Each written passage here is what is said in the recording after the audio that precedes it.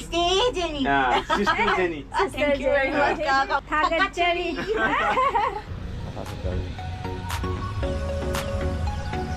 칸 사연 합니다.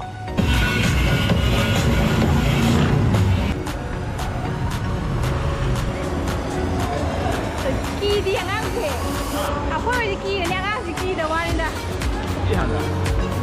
Tokyo Revenger fan ni Mikey sini. Mikey the strongest character of Tokyo Revenger.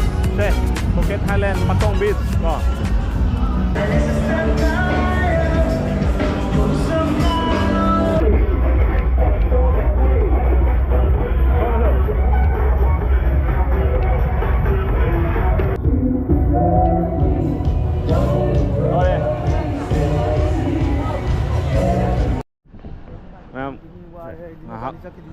ngahak sakti ko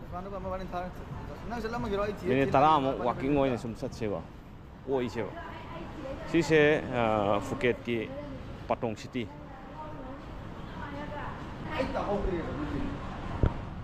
moi si ga phaja da ado Honda ADV ha is ai go dagi sidien phaja ba se so phaja um se si Honda ADV se asmani pore puthok ya da ai puthok ni nge adu ai adu jaga du yong di yong la mi ba ne se rồi thì cái gì à? Bây giờ Honda ADV chứ ông bây giờ giảm sau trên tiệm sau cũng cái này chỉ đến sau rồi. YBI có Honda ADV sẽ motorcycle for rent sẽ. Rồi mấy em mà thân đấy đi Bangkok ra ở cái Phuket ra Pattaya là Thailand sẽ ta đi có international driving license đó. Yam cái sự yam cái năng tầm này car cái đấy khá lưu cái này đó cái sai đi line nó phăng cái này phụ biểu có. Tôi phụ hậu về tôi này khá lên là đừng già cái ra nó khá lưu này. Xí cái xin là đừng cái mà sai đi đừng tôi cái yagi nung yagarang khalum yaram dre oh so sorry I've selected the data to my Airtel SIM, that's why Okay. so No, it's okay ka. working Okay. Ka. So this one naka, this one the Thai number for you na. Okay. Finished. Chai. Oh, this one your SIM card.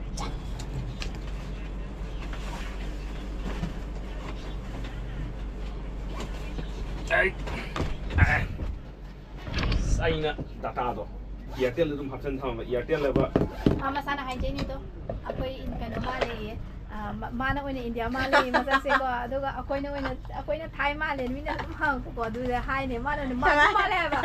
Look India naman. Mali na. Maming to Jenny Jacqueline ka we. Jenny Jacqueline ko eh Ka 359 baht cha. Ui. Ka, cho ta second. Ni mayang magna so ako'y may tay to sumi kra ko sumum zan ba kitang move lai na du am mali ha ba. ado mayang dia male mana tu tumi go Tume. mayang yang male man message 4 ไอ้นิด4 5 6 มองแต่สวยกว่าเขาแล้ว 41นะคะ this one first นะ this moment นะ lupa si lam kuni mag lupa han bisa na bisa lagi ko do koi Manipur Moy lupa sin to utsi pa na. Lupa ma. 1 rupee tra. Man. sino lupa chama ni ko sino lupa so this one my contact นะคะ you can take the picture for my contact if you want to go somewhere you can search for me on WhatsApp Smart way na. Tom pa na haraw ka to eh. Jenny Jacqueline please to contact Siap sang ko tao no. Mamanyam ka sana ko dai uta ta na cha angang ko pambi de wa ni if you want some tip or something like this one you can contact to me and I will talk to some people I know to take care of you because we have taxi in Pattaya we have taxi to visit around Ayutthaya like that or pick up you in Pattaya to go directly in the airport like that one we have many choice for you นะคะ Thank you. thank you Jenny Thank you very much นะคะ see you next time and say bye นะ bye bye Iche means sister. Iche means sister oh Jamie sister thank you Iche sister Iche Iche Jenny. Iche Jenny. Iche. sister okay. Jenny Sister. Iche Jenny Stay Jenny sister Jenny thank you very much ค่ะขอบคุณค่ะ see you next time นะคะ when you come back you can contact me Korum Jari okay Korum Jari Korum Jari. Namaste. Korum Jari you จ้าบ๊ายบาย thank you miss Thagachari Thagachari if I speak after people think I'm Indian 타겟짜리. Thagachari thank you bye bye bye bye กันดูดินั่งฝนยาวเลยก่อน 야외. 야 따따 야래 이게 이 이어텔라 와 있나. 나 사산다.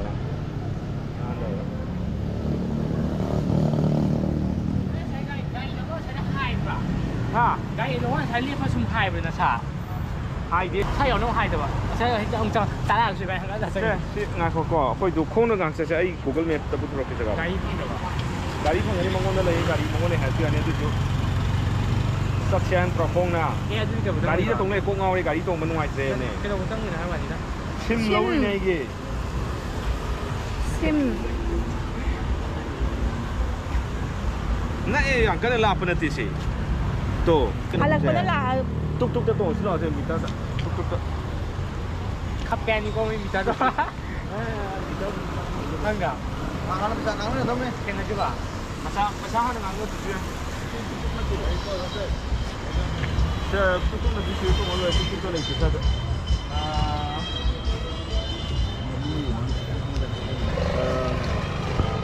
Sanchilion. How much? 200 baht. 200 baht. Pasal tu dia apa tu? Lah, mungkin saya nak ini pun kita tak tahu kita tahu cak mai kita. Tak ada cerita saya. Kita semua tak tahu. Kalau ni saya kita kau. สมอยู่ตัวนี้ Anh có lắp cái này anh biết đâu rồi nhỉ? สมมีเป็นอะไรหรอ Ah,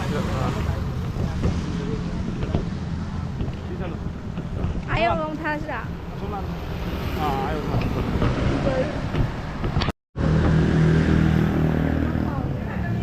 Moi phi chú hôm nay coi. Chú hôm nay. Massage center đây. Massage stop đây. Nam này. Massage center. Khan sa yon pham ni ko. Khan sa thak pa yon pham.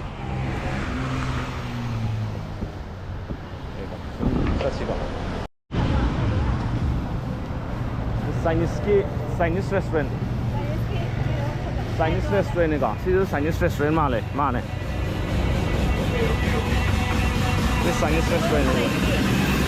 แล้วก็ทำอะไรที่ได้แบบยามอยู่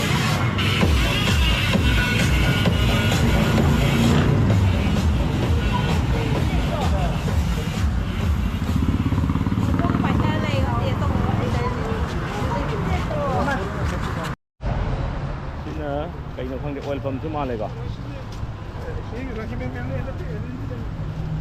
Đây ông cái blogger đó live thả đi, ai mà cái ai like cái trong năm đi, ông thả đông nào vậy? ท่านท่านอันนี้นี่แต่ 7-Eleven เลย 7-Eleven chứ ông đang sang ở game lấy từ chúng đang thua là sang ở gì ngồi cái đông. Thailandจะแล้วก็ 7 Bangkok ตัว đây mà phăng gì thật là bả mà hi mà này nè trò nãy thế hay nói department store này sẽ nói phẳng đôi này sẽ you lấy những cái số phẳng nghe nãy thế nói phẳng đôi này mỗi cái department store cái nó international cái này yêu đôi này cái nó ta xin lấy gì yêu đôi này thì yêu lấy mà gì đó xin lấy gì chân xin là nó thôi gì là thảo luận từ trình độ nhé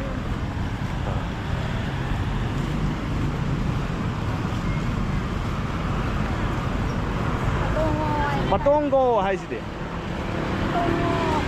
Chị chỉ đong cái mà cái chị xem mà chị đã yêu rồi hay mà đi chị đã năng lực với em story này mà yêu rồi bên này xoay tới đây mình nghe không? Mẹ tâm tình như cái tăng đi qua đi thấy đồ ở trong đó. xe tập ra chị đã cái Samsung kia đấy. xe tập ra chị đã gaड़ी chị đã không chạy ra đâu. Ở chị ha đây ở chỗ mình này chị đã gì 신이 가 있노? 머닝 좀 와봐. 숨이. 아솜다기 뭐 상품제 머닝 아솜다기 비벼 말. 아호. 야호 그 란토게 란토게. 아호. Cái này hay. lo. ꯏꯁꯥꯗ ꯋꯥꯕꯩꯅꯦ ꯍꯥꯏꯕ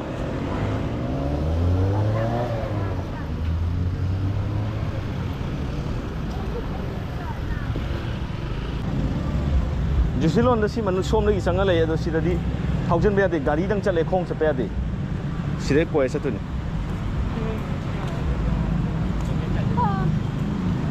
와르면 콩탕고 톡들에 콩지 징징 나오나.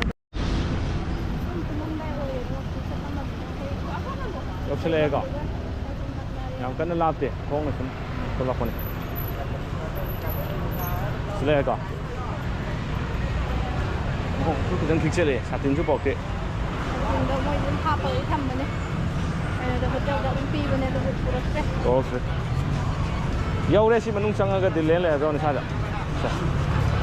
시 뭐이 시세 뭐이 쇼핑 센터네요.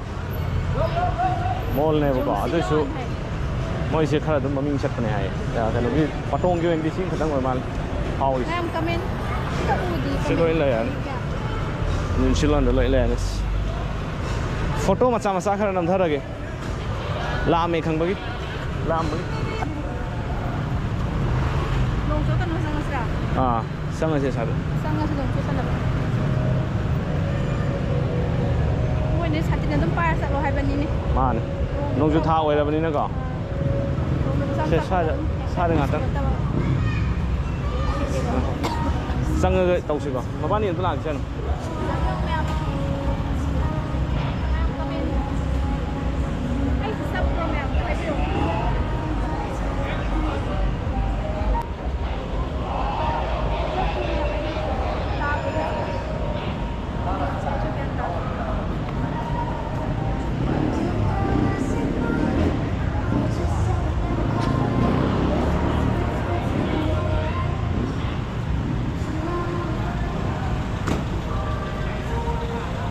나만이 뒤에 좀 농데 살래 샤이싱 틀로드나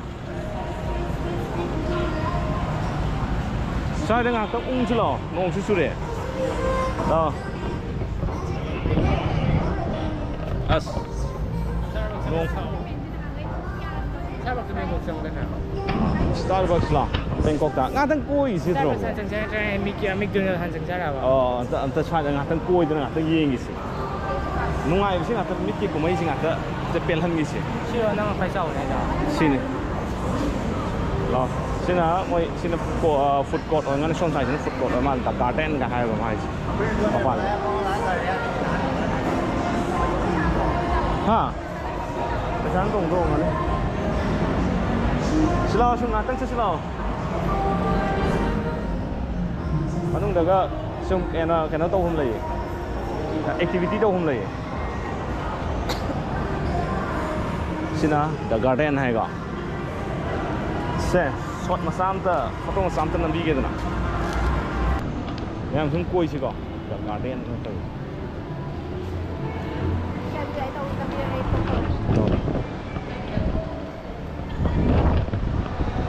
Hi mẹ 저희 빨리 너 Tiêm tao mà cái mẹ sai dạng phải dập ạ, từ cái mẹ em động phần những cái trên ông mẹ em đã nằm ra lại ghé.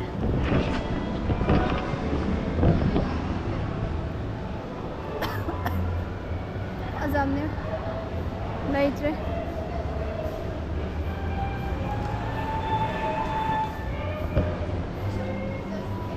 Thật sự cho mẹ em hiểu.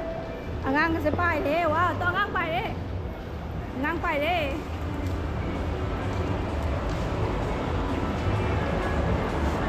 Ngang phải rồi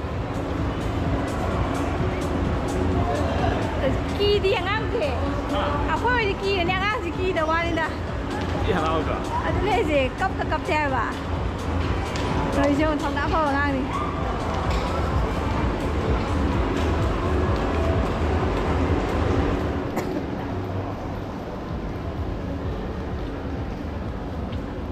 꽃 만드는 거 보면은 thật ra là thành có mùi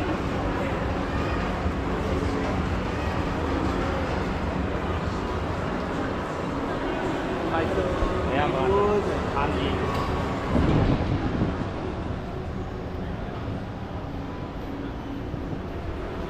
소매 좀 있는데 뭐 있으시 되게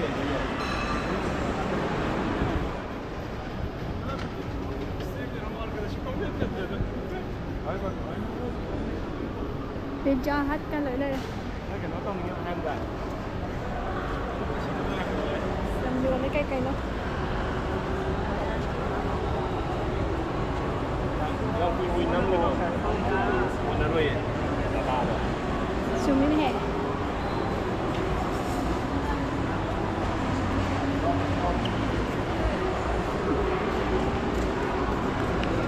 พิจารณา mà thấy cái thùng ngon chứ mà sao đó thùng ngon gì đó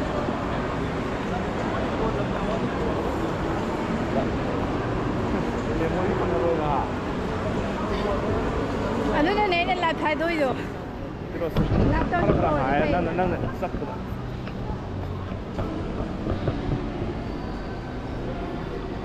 어이 lấy 이거 사이다 멋있지 된다는 사이 아마 로션 기버가 아마 뭐 하고 있네요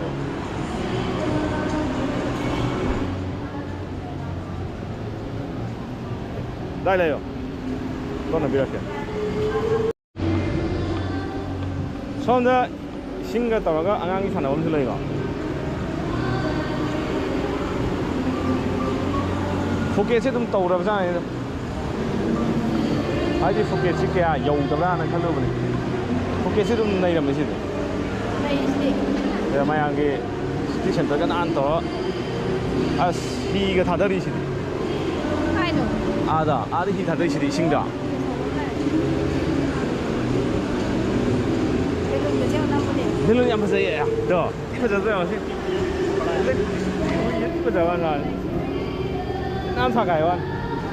안고 사야 안 되게. 아시 이 싱지까지 좀 더 얘기해. 잡고 다니까. 아. 셀 또이네. 안고 얘기지. 싱이 좀 더 얘기해. 진짜 시리 팅전 거래. 상범도 팅전 거래. 야 이거 Phuket 좀 떠올래면 이거 하 มันจำได้ดีปะ 마탁다 마사스 오네 마사스 스파 센터네 하다 장거리가 살만이 용책서 여기다 시기가 이거 선다 세일 더위 150 baht 250 baht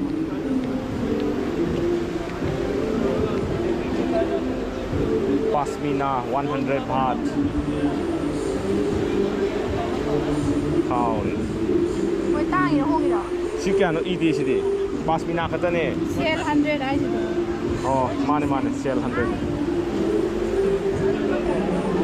100 baht 다리 루파 서후산이 양카이 하는 이행기세 하는 하던 울티지 같은 내가 라이브도 같은 내 비디오만 라이브 놓아할게 거의 강내도 미는 오라가 양강내 라이 하이기 빵그래 돈 이제 양강내 라이 시원해 하거든요 ใครกันนั่นนี่ใครเดี๋ยวไม่เอานะไม่เอาใครชิมไปพัดหรอครั้งนั้นเลยมีหาย 가리 머리 얌 요래 맴 가리 머리 มี 얌 หาย 요래 พี่ยาปวดเจ็บ 가리 머리 요래 이거 소누수 발롱 같다네 주스 기래 이거 나 고잉에 폰래 항동만 싸면 꾼래 이거 항동만 싸면 ตุ้มเลย ยังมาลีได้ 항동만 제 ตุ้มเลย 에 이거 실레비 기라 실레비 기라 제 난게 아니네 나 뭐 아니 유럽 때 이렇게 더 이렇게 들어 ไม่หนู 타이타닉 실레기 타이타닉 실레비 please please show me 아니 나무 아니 보다 비 실레비 이렇게 더 이렇게 들어 제 지도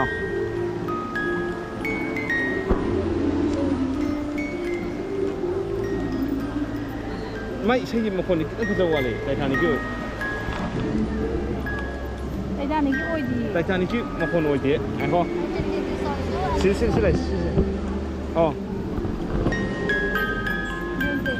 นั่นสิสิ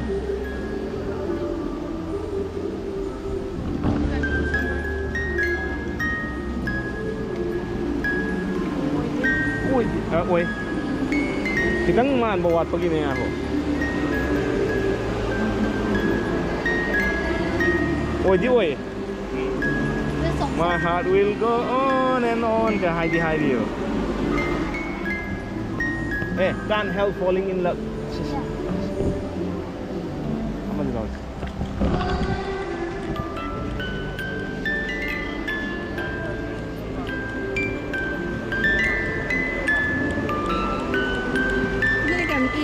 ꯀꯥꯟꯒꯤ ꯁꯤ ꯐꯖꯗ꯭ꯔꯣ Can't help falling in love sine ado ꯀꯥꯟꯒꯤꯁꯤꯅ ꯐꯖꯩꯌꯦ please let me try se na pai ai em tiye this side ꯍꯣꯏ ꯍꯦ not this side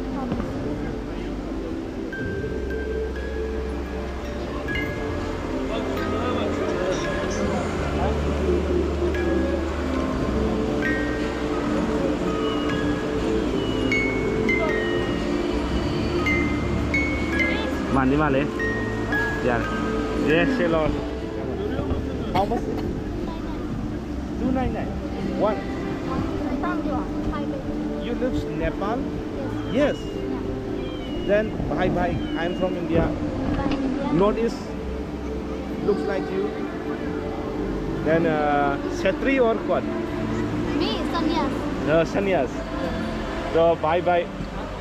थोड़ा discount दे दो थोड़ा discount हमारा shop नहीं है अच्छा आप इधर में काम करते हैं अच्छा नहीं ये फोटो डालना पड़ता है ये हमारा बॉस है हाँ हाँ ये बॉस को ये फोटो डालना पड़ता है अच्छा अच्छा ये वन प्राइस है Then give me some discount Hindi में नहीं दे रहे तो इंग्लिश में बता रहा हूँ क्या नुपीदो 299 Ado ako din. Ha? Ako yung mamanda. Talaga ba nila ang tawan mo da? Ay, nangila dito. Lain na yan, talaga ka natin. Kaya may una si Bukay naman. Ay, nagtulong dito sa inyo ko. Nakong may atin na tumtulog atin. Ay, alay ni. Thong mo ni may si Bukay. Thong Ni may si Bukay. Thong mo si Bukay. Natal pala singin mo si Bukay bini. Ay, labi no pansa de. Si Bukay mo din hanggang sang sang mo din masin si. Eh, sang ni ay sang do. Nong ka mga ka doon na yare to labi no. Tang man kaya ba pa? Kain tang man Sila pa. pun dia setiap dah. Mana? Yang tang man ni kain itu juga. Ta si tang ni Budapest na mong ne lupa lising ahum pi hawi mo pi sada. Kalaga maman kalaga wang baga. Ya, si pam dah. Ya, hara. Amal betul. Sini. Tum sini amal. Sini punga. ये music नहीं है कौन इसमें भी है music अच्छा तुम machine यहाँ बजरी से मसक से Sini yang mana? नप्पी सिरा Sini konti.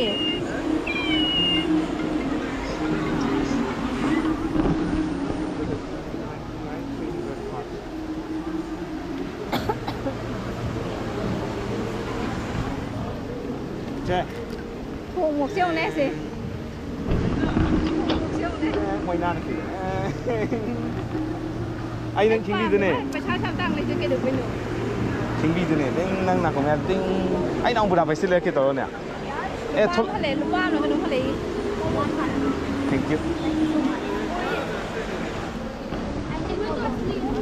ये क्या है म्यूजिक हमको टाइटैनिक वाला पसंद है इसलिए ले रहे हैं Cái palm này. Palm है आप है फिर आएंगे Neng ay nang kimbi dun eh nang tum yada ba nang ko kana ho tum gadon Ôi đồ đó.ถ้ามันไปเช่นว่าแต่ว่าทำสิ่งไหนหิ้งก็สิ่งใดมันไปมา thaba sin bu dun si de lak pa ngam yang tadi je ma lan da mang gi dun pu tha ba dai thawat ngam da na lambi da ni salam ne na ha te ko na Nó cho đi chín ăn rồi. ma'am skip tawraga yeng ge su yeng bio do sat ngai da noma adom su sat ke na soidana plan ni le ngani ado sat ngai da hana haifet mawong ma yeng sa khip ne ri kwai khani ka Mi yang bio kan tong ngai ni. eh noma ri sakada ni abo mukti sa thokada ni asinga ya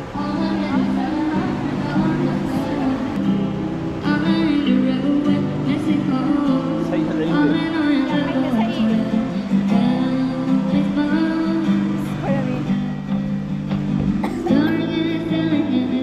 Say something.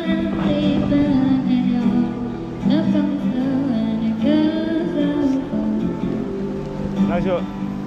20 바트 같은 디. 20 바트 같은 타오. Kai chắc đấy.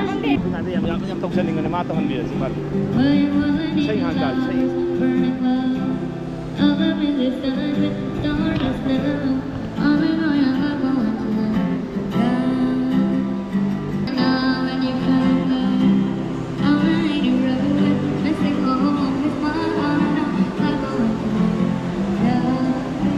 Đó lem nó phải sáng ní vậy thì mình pinning đi rồi nó có. Ada mai suana ai sebab performance em tora ga sin mayam no su ko nga tan chumpit ama pi do nga koi la ko sila sai no ngai bisiga ado adum apa na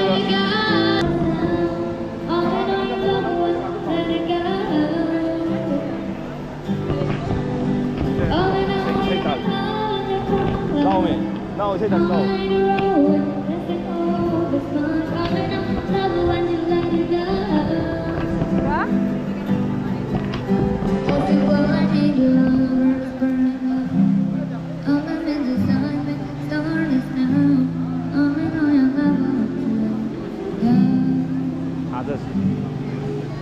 Sinh hạt ta gitu. No, smile. Please help for my education. Hai juga. Kau di lem na pasani idra. Lem na pasani di mina pinning bawa le. Sorry, dah tu. Ni masa dia. Ni masa dia.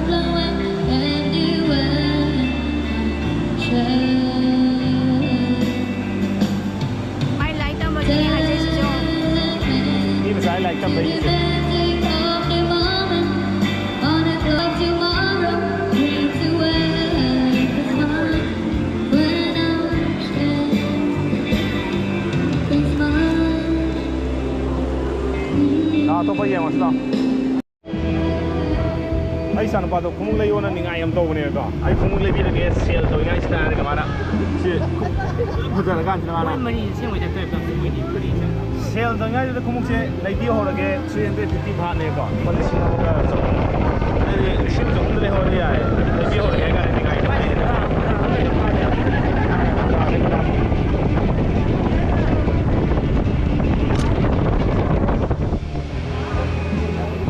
Pamak tu kumung se, hangai ni kumung lagi orang ngang mana? Kau kau tahu dia apa? Tahu lah. 550 bukan main. 550 baht. Kau ni 50 baht jadi kau je no. Pada siang sama, siang setem tang ni. Tang pada yang kau pun tu semua ni. Sin.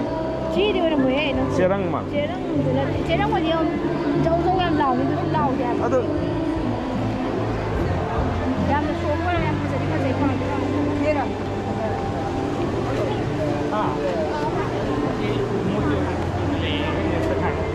Ini sudah habis tu dah. Baik dapat lagi jadi masuk. Tak ada kerja. Kita jauh ni. Kita jauh ni. Dah.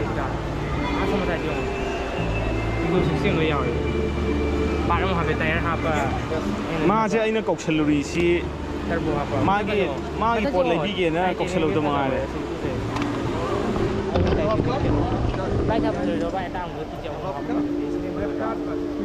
Nah masagi mungkin habis tu betul. Kan betul tiba. Jadi aku ni betul pun hari ni.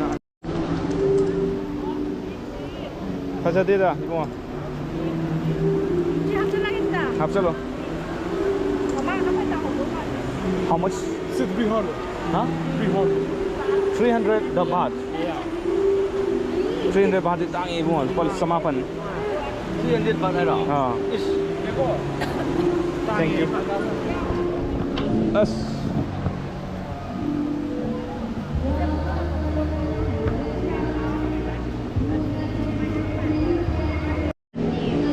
What happened by the atuk tang ni lei hong na yam san bai ta ja chau le bi ge ram bo khau le ba mang tara bi chan le What happened sa ba de? yam kan na ha pa ya roi si What happened sa ba ne ba? ha What happened sa ba ne ba? as no le Kasi, Kami di bisa pergi. as Ni hand craft ho ji ni. hen ka ni khan da Nai pun ezer kutan luan ba de? adu ka do adu ko di gucci da ba copy bangkok ke copy im lei bi na me hen na mi na Si ni ke no. Quality ti yam pham. lấy ví dụ, as si enemy mi ya ko na ha di ba sa tang ye ba你公司那边的抓，所以大家没有菜是做。as ha de si yum da tham ya ni 用茶看的，看到这个最后是可以买那个我们俩看不清。 yung mo sa gi da lan lak tu da 然后用茶。 yung sa na ba sa lo lan da la khre lan ni na ma da ba happy ga da da Tokyo Revengers pa may Mikey sini. yung Mikey the strongest character of Tokyo Revenger. as tang di tang e lising humari ni wa sila pa lising ani ma khai hum ne Spider-Man dai ka de 第一个呢，这个很好，你光给你菜系灯上有没有管理店你嘛？你不理我的呢？菜少的。 si kai no som ne ka ke yang ni che ni perfume le ga Harami jagah nanti le dulu. ha Harami jagah sangat dah ni. harami da ga da sang ka ne ba harami dai tre tha ja 我敢说呢，该有这 ka dai da noi bung o 50% 的人是的。 eh nang kai no khang da nang spy le 这 ge 个来不来嘛嘛嘛个。 is ayo rong ani bung o 大概当流啊，现在玩 for 2000 baht oi ta di lupa lising taruk Yari tu ha sina apoi jang jik karpa ground floor do oi ne ba pai ma kha da na mo kanom le ano yam yo le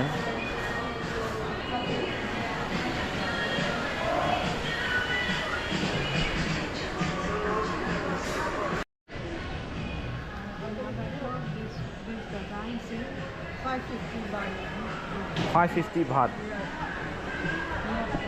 sai pat thola yeng lo pan ho gan tan Aku boleh ada pandang coba tu yang mana asal. ango bu do pra ango bu de pha di Aku lam ni sedang. lang bu se Macam orang dia aje. Sini pura plain ni ada. mix color Ini. on finish last one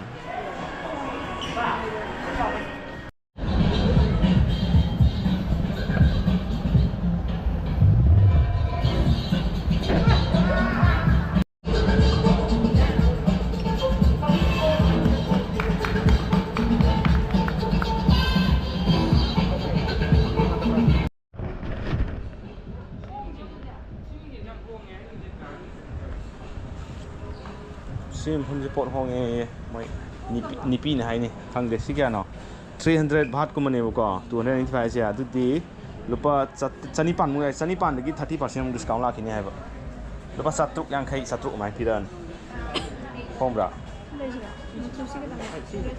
ha kai no sai de ne Thailand ma sa Asian ma sa ma so na ju 会过来个这个上澳门。 Sila yung toto kita rin sila. Lupa satruk mung ta ni kalau man satruk yang khai mung ta ni mai man Bollywood night club hai ka mayang nhiều ma le Ay mang thang.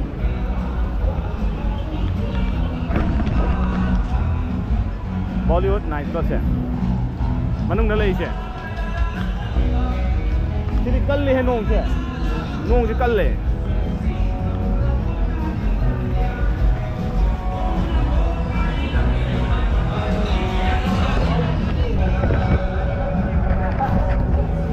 Asi sang ne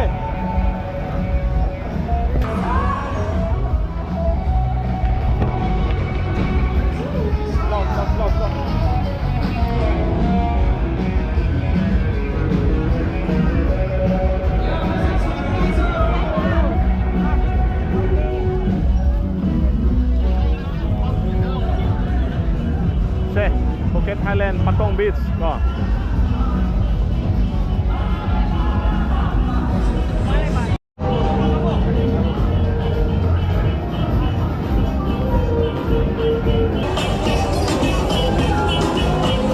Punjabi หน่อยนึงBollywood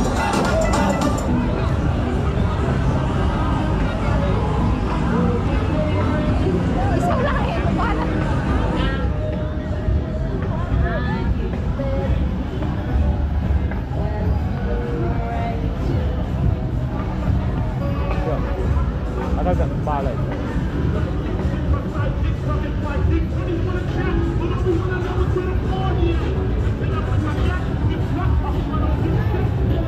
Kena semua orang lain. Rem kan, nang ni kat jauh ni. Satu. Dua.